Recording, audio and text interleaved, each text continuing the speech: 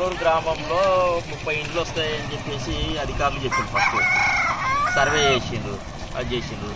తర్వాత కాంగ్రెస్ పార్టీ నాయకులు కానీ లేకపోతే ఎమ్మెల్యే కానీ ఇతరులు మొత్తం ఏం చేసిండ్రు, లేదు ముఖ్యమంత్రి జడ్పోల్కి వస్తున్నాడు, చిన్నబ్బాయి మండలి మొత్తం కూడా వాయిదేసిండ్రు ఇండ్లది. ముఖ్యమంత్రి డైరెక్ట్గా వచ్చి మన మండలానికి ఒక 2000 ఇండ్లు ప్రకటించిపోతాడు, అప్పుడు మన ఊరికి కుప్నూరు గ్రామానికి 200 ఇండ్లు వస్తాయి, 300 ఇండ్లు వస్తాయని చెప్పేసి ప్రగాలు పలికిండ్రు. మేమేమంటున్నామంటే ఇప్పుడు వాస్తవానికి పూర్తిగా మాకు ఇల్లు లేదు, కిరాయి ఇంట్లో ఉంటున్నాము. మా నాయనకు 4 కొడుకులు అయితే 4 కొడుకుల్లో ఒక కొడుకేమో కర్నూలు బతుకుతున్నావు, కొడుకు మామనాలు బతుకుతున్నావు, నేను ఊళ్ళో ఉంటున్నా, ఇంకో మా తమ్ముడేమో హైదరాబాద్లో బతుకుతున్నాడు. మాకు ఇప్పటి వరకు ఇల్లు లేదు. సరే మా రెండో అన్న అంటే సొంతంగా ఇల్లు కట్టుకున్నాడు, ఆయన వదిలిపెట్టు. నాకు పరిస్థితి మరీ దారుణంగా ఉంది, నాకు ఇల్లు లేదు, నాకు ఇల్లు కావాలని చెప్పేసి ఎన్నోసార్లు అధికారులకు మొరబెట్టుకున్నా కానీ ఇల్లు ఇవ్వట్లేదు.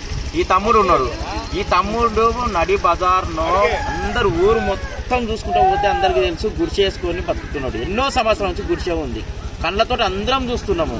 మరి ఈ తమ్ముని పరిస్థితి అదేవిధంగా ఇక్కడ ఉన్నటువంటి అందరూ కూడా ఎవరికి కూడా ఆయన కుప్నూరుకి వచ్చి దాదాపు ఒక 40 సంవత్సరాలు అయిపోతుంది, ఆయన ఇల్లు లేదు, ఏమీ లేదు. అంటే మీరు కాంగ్రెస్ పార్టీలో ఉన్నటువంటి వాళ్ళకే ఇండ్లు ఇస్తారా? అదైనా స్పష్టంగా చెప్పండి.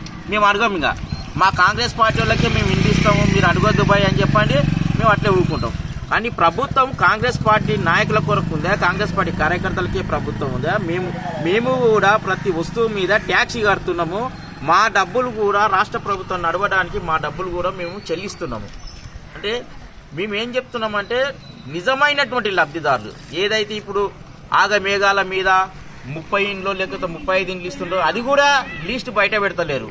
మేము ఒకటే డిమాండ్ చేస్తున్నాం అధికారులని, పంచాయతీ కార్యదర్శి కానివ్వండి లేకపోతే ఎంఆర్ఓ ఎంపీడీఓ అప్పీల్ ఏం చేస్తున్నామంటే అసలు కుప్నూరు గ్రామానికి ఎన్ని ఇళ్ళు శాంక్షన్ అయినాయి, ఎవరెవరికి అయినాయి, అది లిస్ట్ ఇలా బహిరంగంగా ప్రకటించండి, గోడల మీద అతికించండి.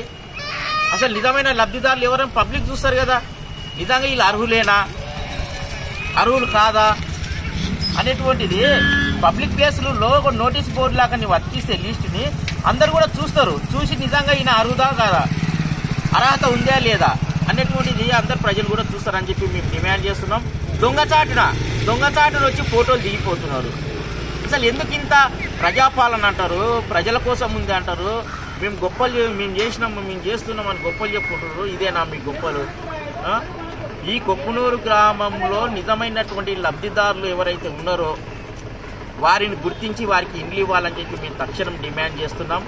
ఇది షాంపిల్గానే ఈ పోరాటం అనేది ఇక్కడ 1, 2, 3, 4 ఈరోజు 10 మంది అయినాము. ఈ పోరాటం ఆగది. నిజమైనటువంటి ఇప్పుడున్నటువంటి లిస్టును రద్దు చేసి నిజమైనటువంటి లబ్ధిదారులకు ఇండ్లు ఇవ్వాలని చెప్పేసి మేము ఈ సందర్భంగా డిమాండ్ చేస్తున్నాం. లేకపోతే ఈ పోరాటం ప్రతినిత్యం ప్రతిరోజు ఇక్కడ నిరసన తెలియజేస్తాం.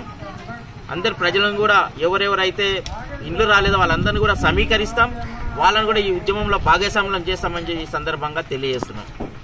లేటెస్ట్ న్యూస్ తెలుగు మరియు ఇంగ్లీష్ అప్డేట్స్ కోసం ఇప్పుడే క్యూన్యూస్ అఫీషియల్ యాప్ ని ప్లే స్టోర్ నుండి డౌన్లోడ్ చేసుకోండి. సరికొత్త సమాచారాల కోసం క్యూన్యూస్ వెబ్సైట్ ని ఫాలో అవ్వండి. ఛానల్లో ప్రాంతీయ, జాతీయ, అంతర్జాతీయ వార్తలు వీక్షించండి. లైక్ చేయండి.